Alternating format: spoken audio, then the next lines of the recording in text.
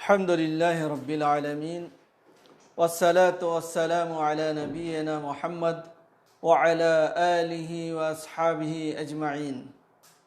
محترم ناظرین کرام، السلام علیکم ورحمۃ اللہ وبرکاتہ۔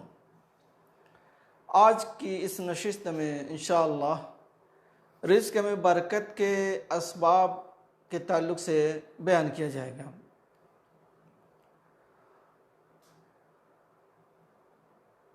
رزق میں برکت کے اسباب میں سب سے بڑا سبب ایک شخص کا مسلمان ہونا ہے۔ ایمان اور عمل صالح، اگر یہ دونوں چیزیں ہیں تو اللہ تبارک و تعالی رزق میں برکت عطا کرتا ہے۔ اللہ تعالیٰ فرماتے ہیں من عمل صالحا من ذکر او انثى وهو مؤمن فلنحيينه حياة طیبہ وَلَنَجْزِيَنَّهُمْ أَجْرَهُمْ بِأَحْسَنِ مَا كَانُوا يَعْمَلُونَ۔ جو شخص نیک عمل کرے، مرد ہو یا عورت ہو، بشرطے کہ ایمان والا ہو، تو اسے ہم یقیناً بہت ہی اچھی زندگی عطا کریں گے اور ان کے نیک اعمال کا بہتر بدلہ بھی انہیں ضرور دیں گے۔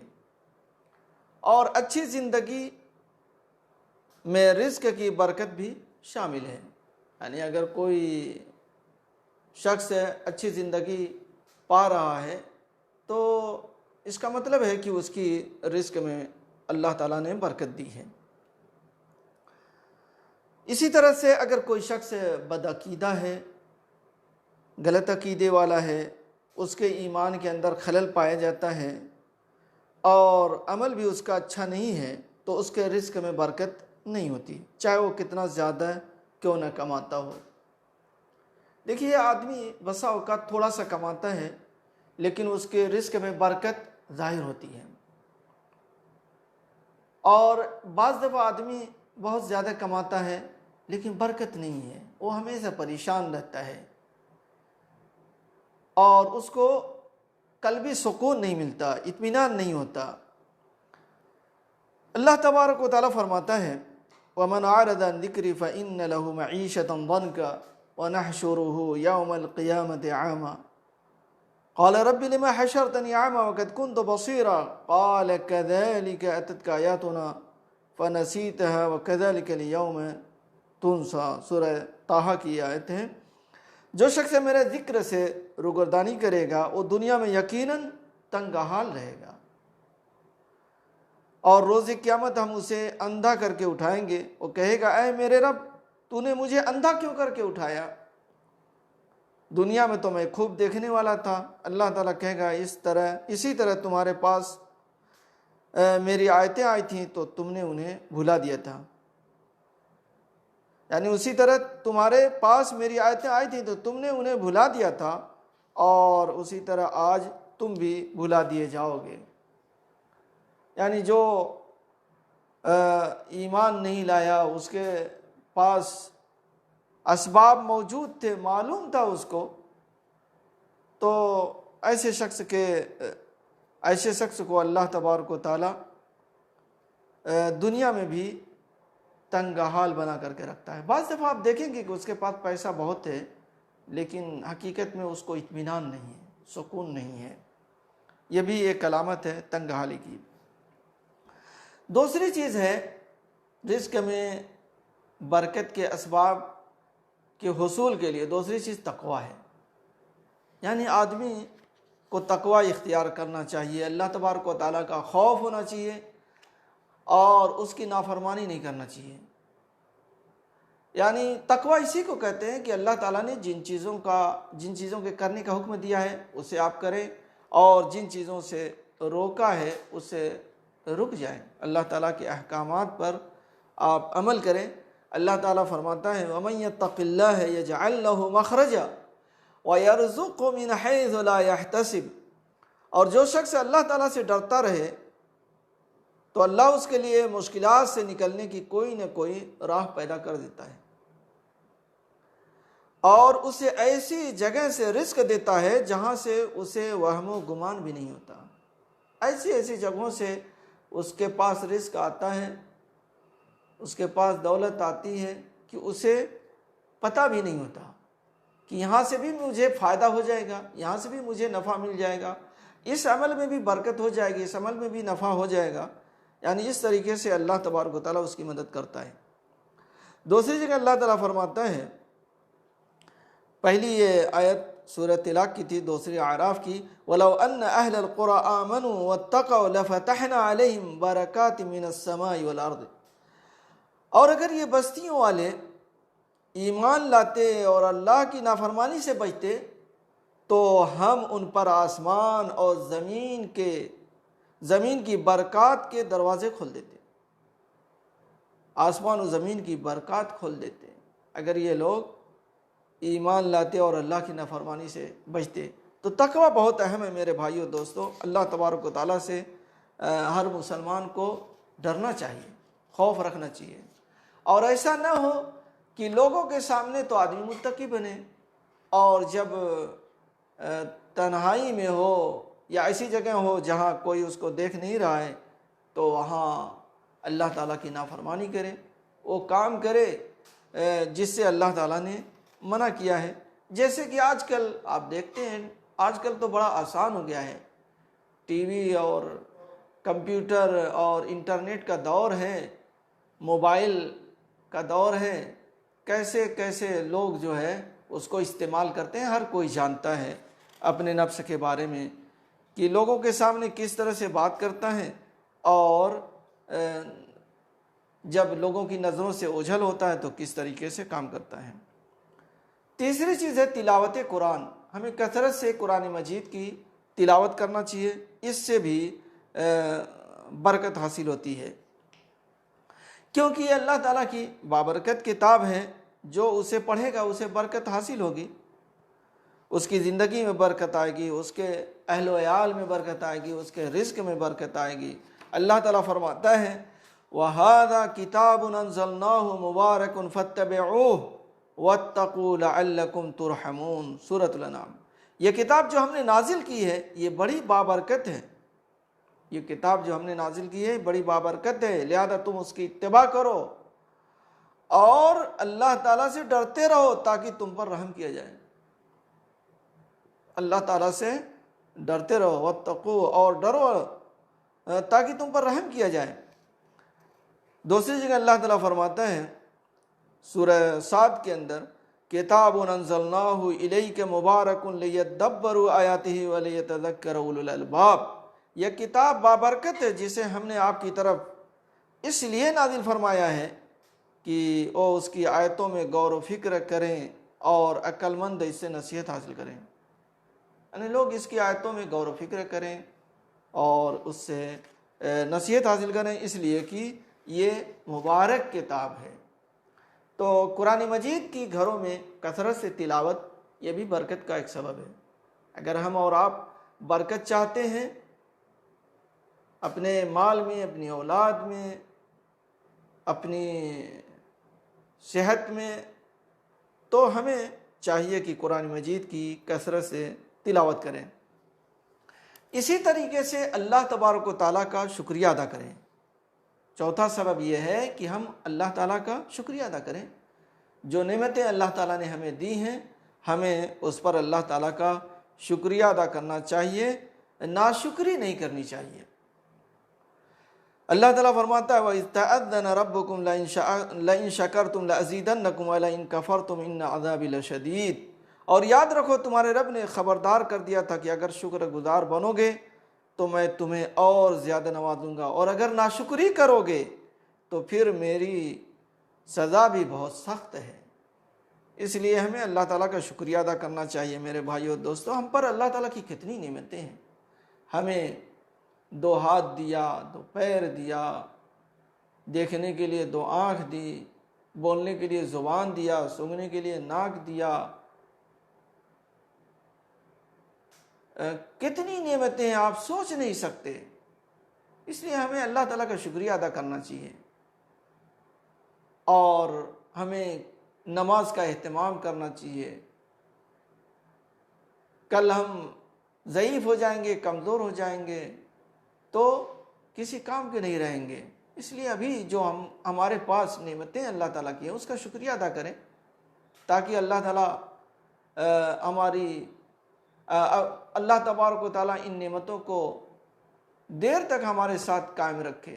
ہم شکریہ نہیں ادا کریں گے، ناشکری کریں گے، تو پھر اللہ تبارک و تعالیٰ اس میں برکت عطا نہیں کرے گا، برکت نہیں دے گا میرے بھائیو دوستوں۔ پانچویں چیز ہے اللہ تعالیٰ پر توکل۔ ہمیں اللہ تبارک و تعالیٰ پر بھروسہ کرنا چاہیے۔ اسباب استعمال کریں لیکن بھروسہ کس پر کریں؟ اللہ تبارک و تعالیٰ پر۔ بعض لوگ اسباب ہی پر بھروسہ کرتے ہیں، جیسے غیر مسلم ہیں، خاص طور سے کفار و مشرکین ہیں، ان کا اعتماد تو صرف اسباب پر ہوتا ہے، لیکن مسلمانوں کا اعتماد اللہ پر ہوتا ہے، بھروسہ اللہ پر ہوتا ہے، اور اس کے لیے اسباب تلاش کرتے ہیں۔ روزی میں بھی ہمیں حلال روزی اختیار کرنا چاہیے، اور اس پر حلال روزی پر بھروسہ نہیں کرنا چاہیے، اللہ تعالیٰ پر بھروسہ کرنا چاہیے، اس لیے کہ رازق تو اللہ تعالیٰ، روزی اللہ ہی تعالیٰ دیتا ہے۔ اللہ کی نبی صلی اللہ علیہ وسلم فرماتے ہیں لو انکم توکلتم علی اللہ حق توکلہ لرزقکم کما یرزق الطیر تغدو خماسا وتروح بطانا۔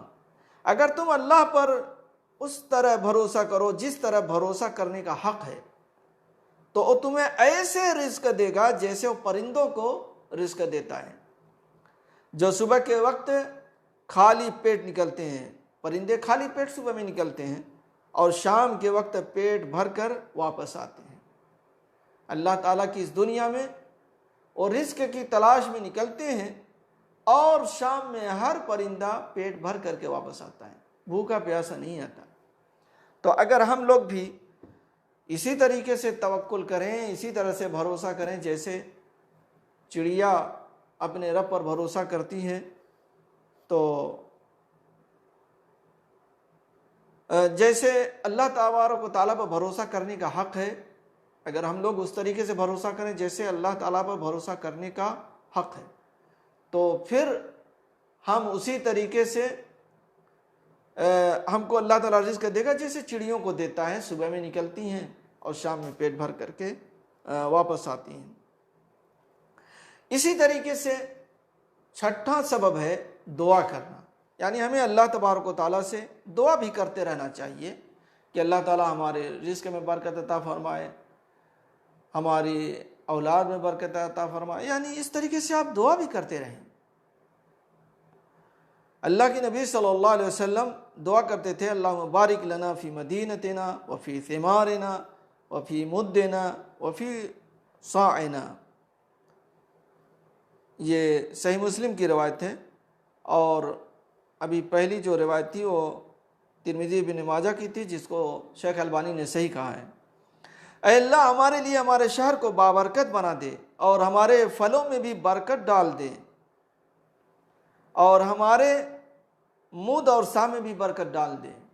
یعنی ہمیں دعا کرتے رہنا چاہیے اپنے روزی کے سلسلے میں کہ اللہ تعالیٰ اس میں برکت عطا فرمائے، تو انشاءاللہ اس سے بھی ہماری روزی میں برکت ہوگی۔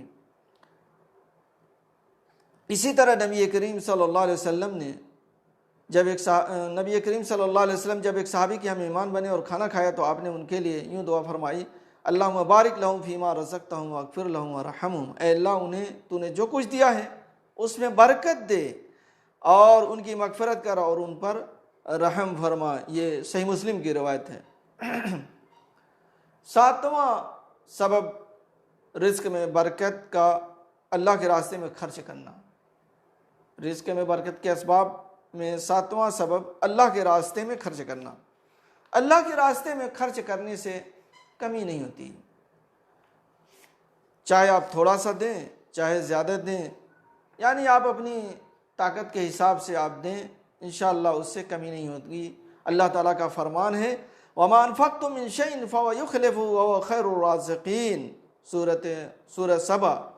اور تم جو کچھ خرچ کرتے ہو وہ اس کی جگہ پر تمہیں اور دیتا ہے، اور وہی سب سے بہتر رزق دینے والا ہے۔ رزق دینے والا، بہترین رزق دینے والا، روزی عطا کرنے والا اللہ ہی تعالیٰ ہے، اور تم جو کچھ خرچ کرتے ہو اس کی جگہ پر وہ اور دیتا ہے۔ کس طرح سے دیتا ہے اللہ بہتر جانتا ہے، اس سے ڈرنا نہیں چاہیے۔ بعض دفعہ آپ سوچتے ہیں کہ جیسے میرے پاس 10 ریال ہے، میں نے 5 ریال صدقہ کر دیا تو بچا 5، تو برکت کہاں ہوئی، زیادتی کہاں ہوئی؟ برکت ہوتی ہے لیکن ہمیں اور آپ کو معلوم نہیں ہوتا۔ مثال کے طور پر ابھی آپ کو پیٹ میں درد ہونے لگے تو آپ کیا کہیں گے؟ ہمیں جلدی سے ڈاکٹر کے پاس لے چلو، درد بہت ہے۔ اور ڈاکٹر کے پاس گئے، اس نے 100 ریال لیے یا کچھ پیسے لیے اور آپ کا علاج کیا، آپ پھر درد ختم ہو گیا، واپس آ گئے۔ ہو سکتا ہے آپ جب صدقہ کریں اسی 5 ریال کی وجہ سے یا 5 روپے کی وجہ سے آپ کا یہ درد اللہ تعالیٰ دور کر دے، تو جو 100 ریال خرچ ہونے والا تھا یا 100 روپے خرچ ہونے والا تھا وہ بچ گیا۔ یعنی برکت کے بہت سے طریقے ہیں، اللہ تعالیٰ کسی طریقے سے برکت دیتا ہے۔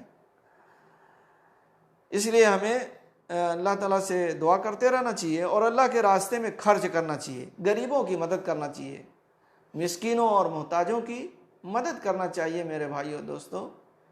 اور یہ نہیں دیکھنا چاہیے کہ آج جو کھانا پکا ہے اگر اس میں سے کسی کو کچھ کھلا دیں گے تو گھر کے لوگوں کو کم پڑ جائے گا۔ نہیں، کم پڑ جائے گا تو تھوڑا سا اس میں شوربہ بڑھا لیں تاکہ لوگ اس میں کھا لیں۔ حضرت ابو ہریرہ رضی اللہ عنہ بیان کرتے ہیں کہ رسول اکرم صلی اللہ علیہ وسلم نے ارشاد فرمایا، ما من یوم یصبح العباد فیہ الا ملکان ینزلان یقول احدہما اللہم آت منفقا خلفا ویقول الاخر اللہم آت ممسکا تلفا۔ یہ سنن ابو داؤد اور ترمذی وغیرہ کی روایت ہے اور شیخ البانی نے اسے صحیح کہا ہے، یا نہیں، یہ صحیح بخاری اور مسلم کی روایت ہے، بخاری اور مسلم کی روایت ہے۔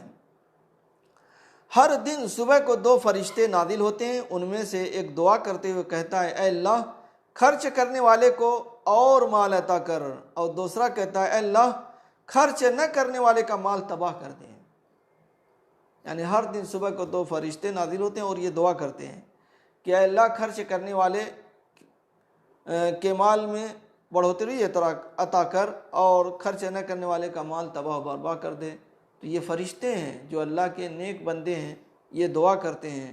بتائیے اس پر بھی لوگ خرچ نہ کریں تو افسوس ہے۔ اسی طریقے سے 8واں سبب ہے صبح کے بابرکت وقت میں رزق حلال تلاش کرنا چاہیے۔ صبح کے وقت میں رزق میں برکت کے اسباب میں سے ایک بڑا سبب یہ ہے کہ آپ روزانہ فجر کی نماز باجماعت ادا کریں اور صبح کے بابرکت وقت کو غنیمت جانیں اور اس میں رزق حلال کے لیے جدوجہد کریں، کوشش کریں، اس سے آپ کی کمائی میں برکت آئے گی۔ اس لیے کہ اللہ کے نبی صلی اللہ علیہ وسلم نے اپنی امت کے لیے صبح کے وقت میں برکت کی دعا فرمائی ہے۔ اللہ کے نبی صلی اللہ علیہ وسلم فرماتے ہیں اللہم بارک لامتی فی بکورہا، اے اللہ میری امت کے صبح کے اوقات میں برکت دے، صبح کے اوقات میں برکت دے۔ یہ ابو داؤد ترمذی کی روایت ہے اور شیخ البانی نے اس کو صحیح کہا ہے۔ تو آج کے زمانے میں دیکھیے لوگ صبح میں سوئے رہتے ہیں، فجر میں بھی غائب رہتے ہیں۔ کتنے لوگ ہیں، بہت کم لوگ آتے ہیں فجر کی نماز میں مسجدوں میں، اکثر لوگ سوئے رہتے ہیں، غائب رہتے ہیں، مسجدوں سے دور رہتے ہیں، تو برکت کہاں سے آئے گی؟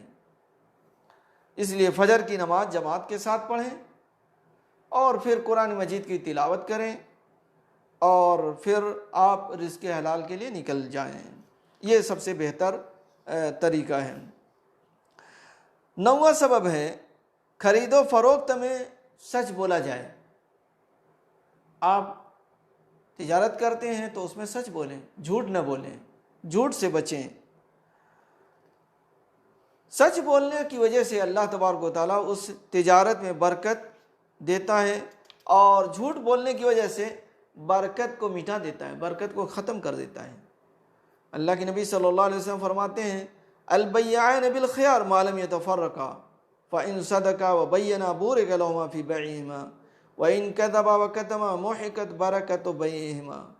خریدار، یہ روایت صحیح بخاری اور مسلم کی ہے، خریدار اور بیچنے والے کو جدا ہونے تک اختیار ہے، خریدار اور بیچنے والے کو جدا ہونے تک اختیار ہے کہ وہ چاہیں تو سودا طے کر لیں اور اگر چاہیں تو اسے منسوخ کر دیں، یعنی جب تک وہاں پر موجود ہیں اختیار ہے اس بات کو نافذ کرنے کا، اس کو ختم کرنے کا۔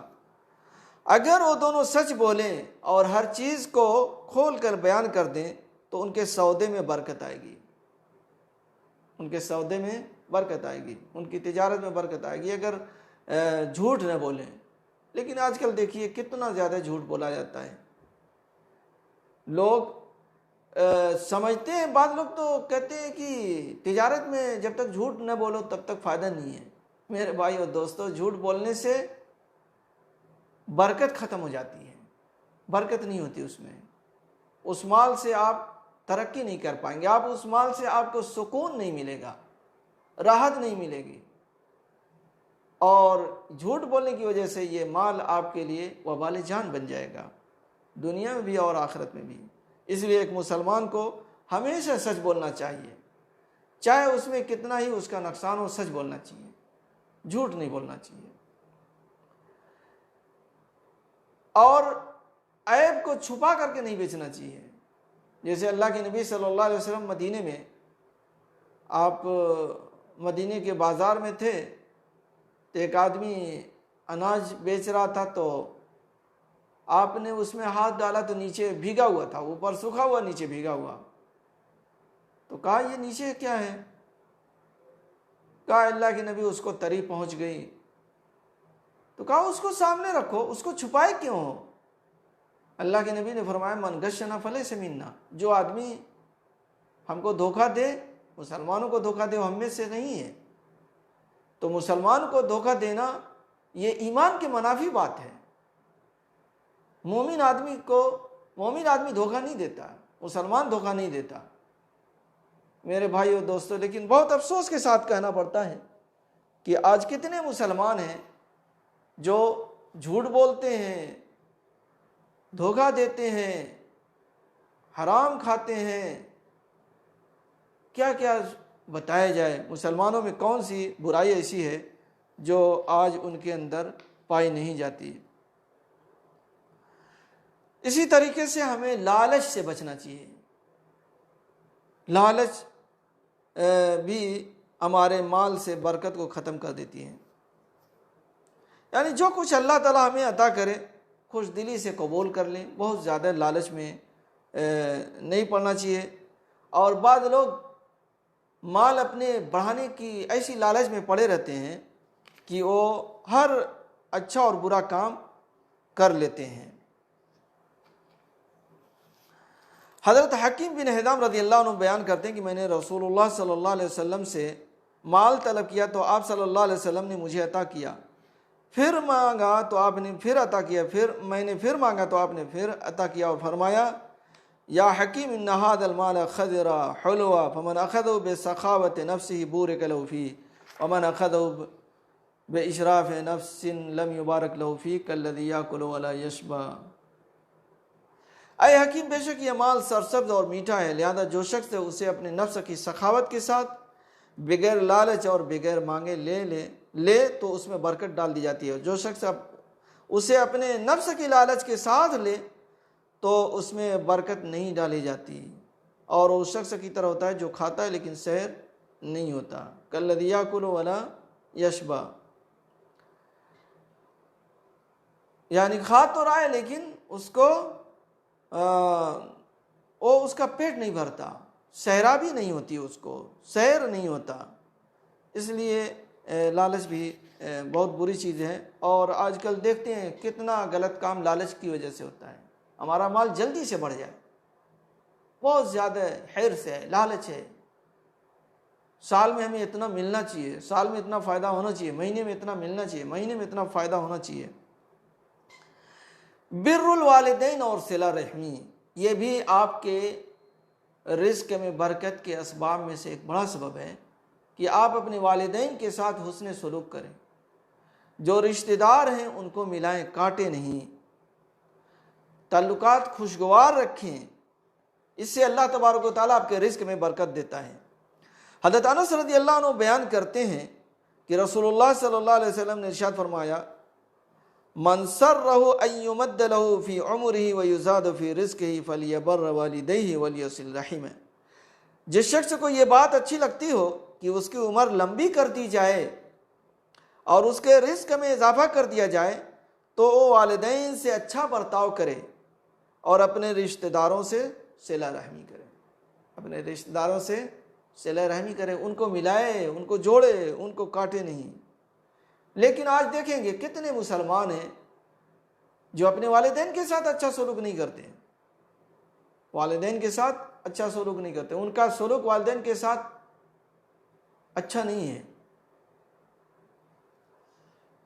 اسی طریقے سے اپنے بھائیوں کو، بہنوں کو، رشتہ داروں کو، پڑوسیوں کو کاٹتے ہیں، ملاتے نہیں ہیں، جوڑتے نہیں ہیں۔ تو ایسے لوگوں کو سمجھنا چاہیے کہ ایسے لوگوں کی عمریں جو ہے کم کر دی جائیں گی، ان کے رزق میں اضافہ نہیں ہوگا، ان کے رزق میں برکت نہیں ہوگی، اللہ تعالیٰ ان کے رزق میں برکت نہیں دے گا، زیادتی نہیں کرے گا۔ یہ روایت مسند احمد کی ہے اور شیخ البانی نے صحیح کہا ہے۔ دوسری روایت ہے من احب ان یبسط له فی رزقہ وان ینسى له فی اثرہ فلیصل رحمہ، یہ بخاری مسلم کی روایت ہے۔ جس آدمی کو یہ پسند ہو کہ اس کے رزق میں فراوانی کر دی جائے اور اس کی موت کو مؤخر کر دیا جائے تو وہ صلہ رحمی کرے۔ تو میرے بھائیو دوستو، صلہ رحمی بہت اہم چیز ہے، اس کی طرف لوگ دھیان نہیں دیتے، یا یہ کہہ لیجئے کہ بہت سے لوگ رشتہ داروں کو کاٹتے ہیں، یہ غلط بات ہے، ایسا نہیں کرنا چاہیے۔ اسی طرح سے زیادہ توبہ استغفار کریں، زیادہ سے زیادہ توبہ استغفار کریں۔ اللہ تعالیٰ فرماتا ہے فَقُلْتُ اسْتَغْفِرُوا رَبَّكُمْ إِنَّهُ كَانَ غَفَّارًا يُرْسِلِ السَّمَاءَ عَلَيْكُمْ مِدْرَارًا وَيُمْدِدْكُمْ بِأَمْوَالٍ وَبَنِينَ وَيَجْعَلْ لَكُمْ جَنَّاتٍ وَيَجْعَلْ لَكُمْ أَنْهَارًا۔ پس میں یعنی نوح علیہ السلام نے کہا تم سب اپنے رب سے معافی مانگ لو، بلا شبہ وہ بڑا معاف کرنے والا ہے، بلا شبہ بڑا معاف کرنے والا ہے، وہ تم پر آسمان سے خوب بارشیں برسائے گا۔ اگر معافی مانگو گے، توبہ استغفار کرو گے تو خوب بارشیں برسائے گا، مال اور بیٹوں سے تمہاری مدد کرے گا، تمہارے لیے باغات پیدا کرے گا اور نہریں جاری کر دے گا۔ اگر لوگ استغفار کریں گے، توبہ کریں گے تو اس سے رزق میں برکت آئے گی، خوشحالی نصیب ہوگی۔